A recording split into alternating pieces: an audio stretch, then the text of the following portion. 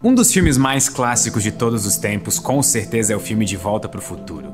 Ele é de 1985 e as suas continuações de 1989 e 1990 são fantásticas. Top. E é impossível falar sobre esses filmes sem citar a cena no segundo filme, quando os personagens vão para 2015 e conhecem a tecnologia do hoverboard.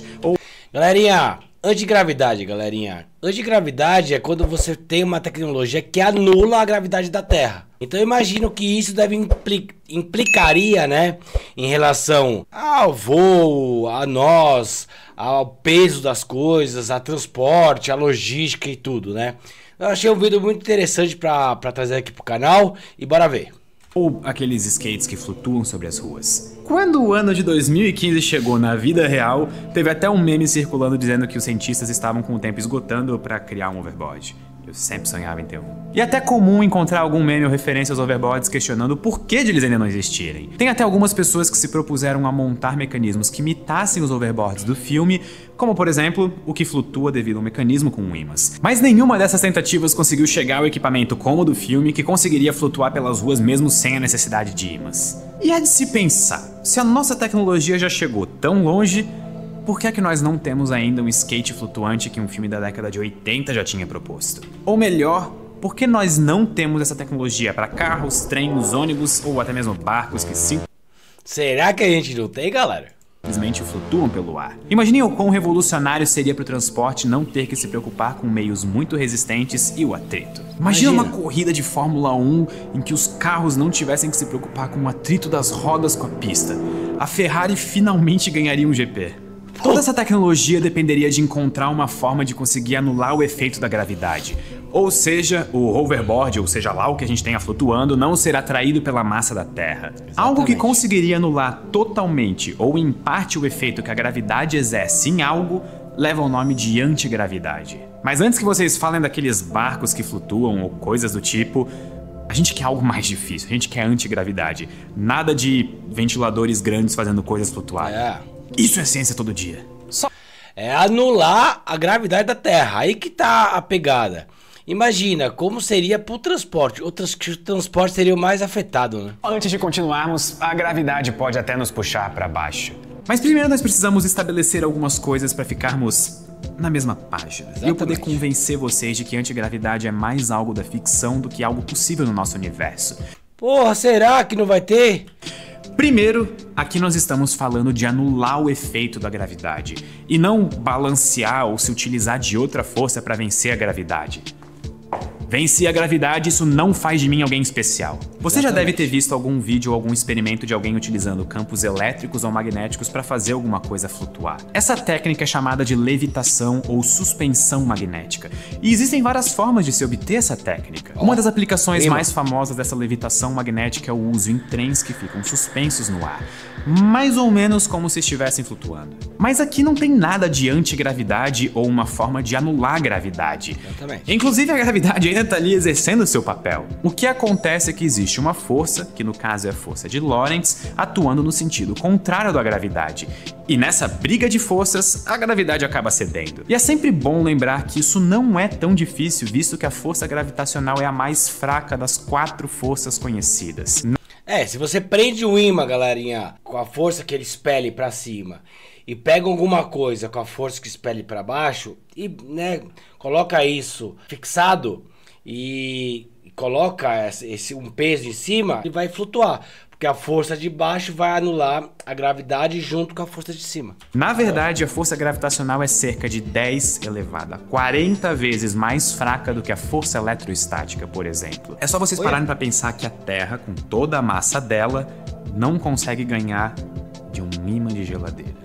E se nós formos considerar a força fraca e a força forte, então a razão acaba subindo ainda mais, se tornando até difícil encontrar algo que balanceie a gravidade. Por esses mesmos motivos, você pode até colocar de lado a ideia da energia escura também. É claro que nós não sabemos o que é energia escura. A ideia é que a energia escura seria algo que conseguisse balancear a gravidade e ganhar dela em escalas grandes, tipo do universo como um todo. Mas nós estamos tratando de algo diferente aqui. Nós queremos algo que consiga simplesmente anular os efeitos da gravidade. Alguns pesquisadores até consideraram a ideia de giroscópios poderem ser utilizados para gerar um mecanismo desse tipo. Isso porque o próprio movimento de um giroscópio parece, de fato, anular parte da força gravitacional que a Terra exerce sobre o objeto. Só que depois de uma série de experimentos e pesquisas envolvendo a dinâmica de um giroscópio, eles encontraram que não existe nada anulando a gravidade ali. Na verdade, tem que entender certinho o que gera a gravidade e criar um mecanismo que faça o inverso para anular, eu acho. A antigravidade é algo tão esperado que desde a metade do século passado diversos institutos e pesquisadores dedicaram suas pesquisas, tempos e esforços e dinheiro para tentar encontrá-lo. Até mesmo a NASA, em 1996, fundou o programa Breakthrough Propulsion Physics Program, que tinha como objetivo estudar novas formas de propulsão de naves. O programa durou 6 anos e recebeu mais de $1 milhão de investimento, sendo uma das pesquisas mais famosas do programa voltada para a busca pela antigravidade. Inclusive, essa busca é tão intensa que você mesmo pode ficar milionário com a busca pela antigravidade através do Gage Award. O Gage Award oferece um prêmio de €1 milhão para quem conseguir descobrir uma forma de anular a gravidade de um objeto e como pronunciar o nome do prêmio. Caramba! Tá, a segunda parte não é verdade. O desafio, segundo o próprio site deles, é simples na teoria. Eles querem a solução para o seguinte problema. Um objeto com peso de pelo menos 20 gramas deve flutuar por 1 minuto ou mais e cerca de 10 centímetros acima do suporte que estiver. E a pessoa que propor tem que provar que ela está usando apenas a influência gravitacional, ou nesse caso de antigravidade, para flutuar o objeto. O prêmio foi criado em 2004 e desde então todas as submissões se mostraram falhas em algum momento. Seja por não conseguirem recriar os experimentos ou porque elas utilizavam técnicas como o uso de campos magnéticos. E aqui eu só citei 2 casos que mostram como o interesse é alto ao ponto de ter milhões de dólares para incentivar essa busca. O interesse não é só na ciência, porque a antigravidade poderia realmente trazer aplicações no transporte, como eu citei no começo do vídeo, e também aplicações militares. Parte da busca pela antigravidade foi intensificada durante a Guerra Fria, com a ideia de que ela poderia ser utilizada para mudar o curso de algum possível míssil lançado e também poderia ser utilizada na corrida espacial. Já na parte da ficção científica, a antigravidade poderia ser utilizada para inclusive tornar possível a existência de buracos de minhoca. Mas por que a antigravidade é algo tão difícil de se encontrar? Para não dizer impossível. Talvez a gente deva começar do começo e aquilo que deu origem a toda essa discussão: a gravidade. Eu chuto que a gravidade é provavelmente o maior mistério da ciência e ao mesmo tempo é aquilo que basicamente rege boa parte do universo. A primeira tentativa para nós entendermos a gravidade foi dada por Isaac Newton com a famosa lei da gravitação universal, que mostrou que a força gravitacional é dada por F igual a G, que multiplica m1, m2 sobre a distância ao quadrado. Ou seja, a atração entre dois objetos com massa m1 e m2 é dada multiplicando a constante gravitacional, as duas massas, sobre a distância ao quadrado. E aqui a gente já consegue perceber algo curioso. Quando nós olhamos para essa equação, é quase instantâneo perceber a semelhança dela com a força de Coulomb, que é a força entre duas cargas elétricas, F igual a K vezes Q1 vezes Q2 sobre a distância ao quadrado também. E algo curioso acontece com a força de Coulomb, dependendo do tipo de carga que você coloca no lugar de Q1 e Q2. Por exemplo, se você colocar 2 prótons, ou Q1 e Q2 iguais, a equação nos dá uma repulsão entre os 2 prótons. Ao mesmo tempo, se você colocar um próton junto com um elétron, a equação nos mostra que vai ocorrer uma atração entre os dois. Então a pergunta interessante que fica no ar é: será que nós podemos fazer algo semelhante com a força gravitacional? Já que as equações são parecidas? Inclusive, nós poderíamos até mesmo concluir que a massa seria um tipo de carga da gravidade e que você conseguiria uma combinação de sinais que fizessem duas massas se repelirem. Na verdade eu também acho, quanto maior a massa, maior a gravidade. E não é assim com o Sol? A gravidade do Sol é bem maior que a gravidade da Terra. O Sol tem mais massa, a Terra tem menos massa, as gravidades são diferentes. Supondo que você tivesse essas massas com sinais diferentes, dependendo da forma como você colocasse, seria possível então anular o efeito da gravidade. Mas a história da gravidade não para por aí. Einstein mostrou com a sua relatividade geral que a gravidade é um efeito da geometria do espaço-tempo. Basicamente, a curvatura do espaço-tempo é o fenômeno... Ó, tá vendo, galerinha? Aqui, ó, tá bem explicado. Tá vendo o tamanho da Terra? Ela influencia no espaço-tempo uma gravidade menor, ó. Dá pra ver aqui. Olha o Sol, ó. Puta, acabei de falar, ó. O Sol influencia Na camada espaço-tempo, uma gravidade maior, ó, porque ele tem mais massa. Que nós sentimos como um campo gravitacional. Outra coisa que ele percebeu é que a massa é responsável por fazer o espaço-tempo se curvar. Isso. Ou seja, a massa da Terra curva o espaço-tempo e nós sentimos isso como um campo gravitacional. Tá, e se a gente pegasse as equações de Einstein e colocasse um sinal negativo na massa? Tipo, só para ver o que acontece, assim, como que ficaria a curvatura do espaço-tempo. Isso criaria uma curvatura negativa no espaço-tempo, que agiria de forma oposta à curvatura que estamos acostumados. Inclusive, o estudo de curvaturas dentro da relatividade geral é extremamente importante para entendermos o formato do universo e qual que é o futuro do universo. Mas voltando ao assunto, eu tô indo para fora. Nós teríamos um efeito oposto ao campo gravitacional, criando uma forma de repulsão entre duas massas que estão sob o efeito uma da outra. Então isso quer dizer que, tanto olhando sobre a lente da física newtoniana, que trata a gravidade como força, quanto olhando sobre a lente da relatividade geral, que trata a gravidade como uma geometria, ambas permitem uma forma de anular a gravidade com um efeito oposto? Em outras palavras, uma forma de encontrar a antigravidade? Então por que a gente não encontrou isso ainda e por que isso é tão desconsiderado na comunidade científica? Se a gente encontrar uma forma exata que faça o mesmo efeito, o inverso, se juntando os dois, anula. Caraca, velho, será? Talvez a resposta para tudo isso esteja apenas na massa. Simples. Você encontra uma massa negativa e aí está, uma antigravidade prontinha para ser usada. E é aqui que a coisa começa a ficar mais complicada. Encontrar a massa negativa. A massa negativa seria simplesmente a massa que nós conhecemos, mas com um sinal oposto. Ou seja, em vez de você dizer que algo tem 10 quilos, você teria algo com menos 10 quilos. Menos 10 quilos. Se você soltasse esse algo do ar, em vez de cair no chão como uma massa positiva faria, a coisa simplesmente sairia pelo ar se repelindo com a massa positiva da Terra.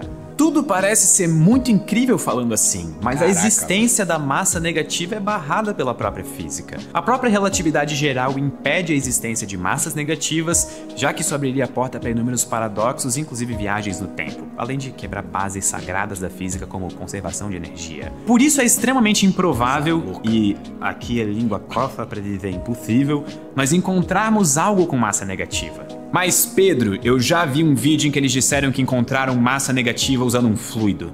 De fato, em 2017, pesquisadores da Washington State University publicaram um artigo falando que eles tinham criado um fluido com massa negativa. O experimento consistia em resfriar átomos de rubídio até próximo do zero absoluto, e com um conjunto de lasers, eles conseguiam mudar o spin dos átomos de forma que quando você empurrasse esse fluido, ele aceleraria de volta para você. Imaginem que vocês estão empurrando algo, mas em vez dessa coisa ir no sentido oposto, ela vem de volta acelerando na sua direção. Eles argumentaram que eles conseguiriam fazer isso e então descobriram uma forma de fazer massa negativa. E isso chamou muita atenção da comunidade científica porque de fato é algo impressionante. Será? Mas nós temos que tomar cuidado com duas coisas aqui. A primeira coisa é que esse efeito é causado por propriedades quânticas que fazem os elétrons dos átomos agirem dessa forma. E essas propriedades já eram bastante conhecidas, mas foi a primeira vez que eles conseguiram fazer isso de forma a conseguir observar o efeito. Mas os elétrons ainda possuem uma massa positiva normal como conhecemos. A massa deles não trocou de sinal. Logo, não é a massa que mudou, é simplesmente um efeito quântico que cria essa impressão de uma massa negativa. Mas vamos supor que realmente o elétron mudou de sinal e eles descobriram a massa negativa. Vem o segundo ponto que é extremamente importante. Durante todo o vídeo eu tenho falado de massa como algo absoluto que não tem diferença.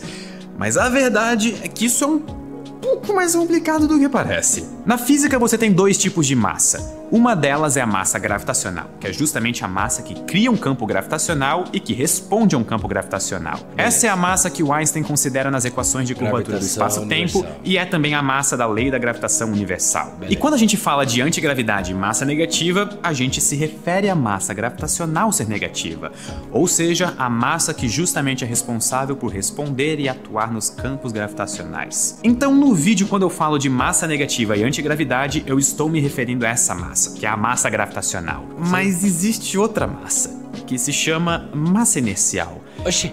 E essa é a massa que responde a um movimento.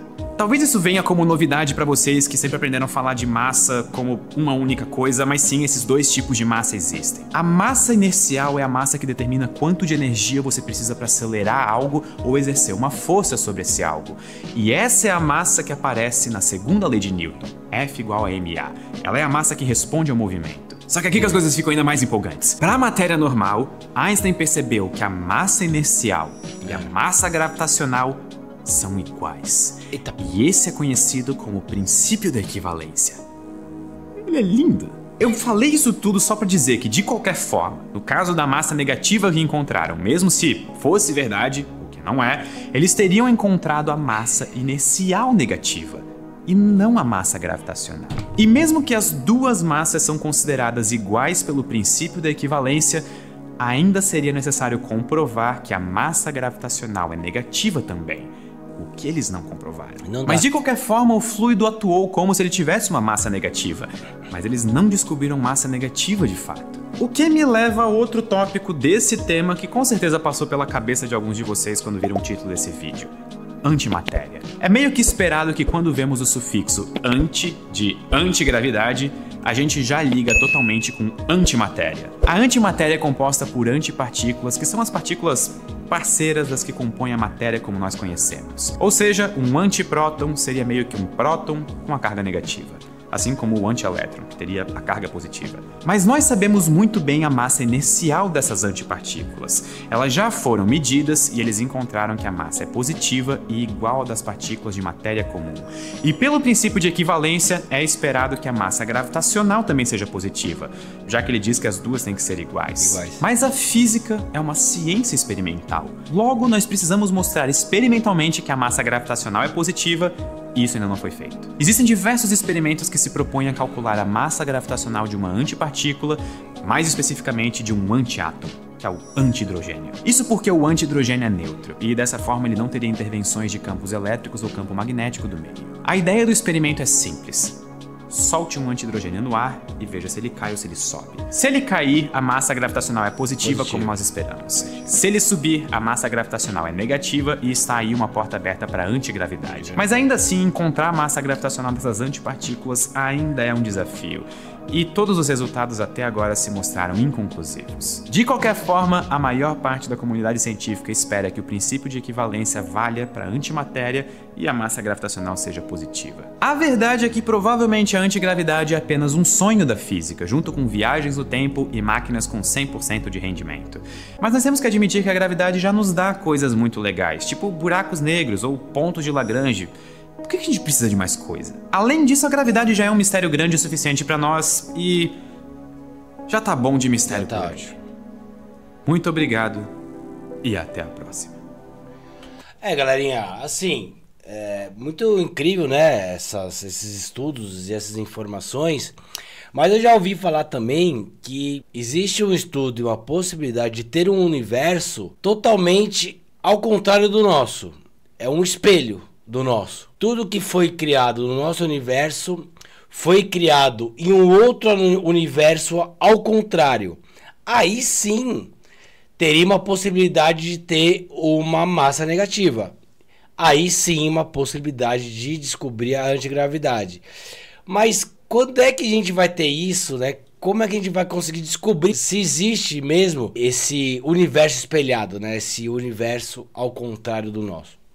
Eu já escutei falar sobre isso. Eu vou tentar achar um pouco mais sobre essa informação e trago um vídeo pra vocês. Galerinha, sensacional, mais um vídeo incrível. Segue o Pedro, Ciência Todo Dia, tá aqui na descrição. Curte e compartilha aí nosso vídeo. Tamo junto, obrigado a todos. Beijo, fiquem com Deus, tchau, até a próxima. Fui.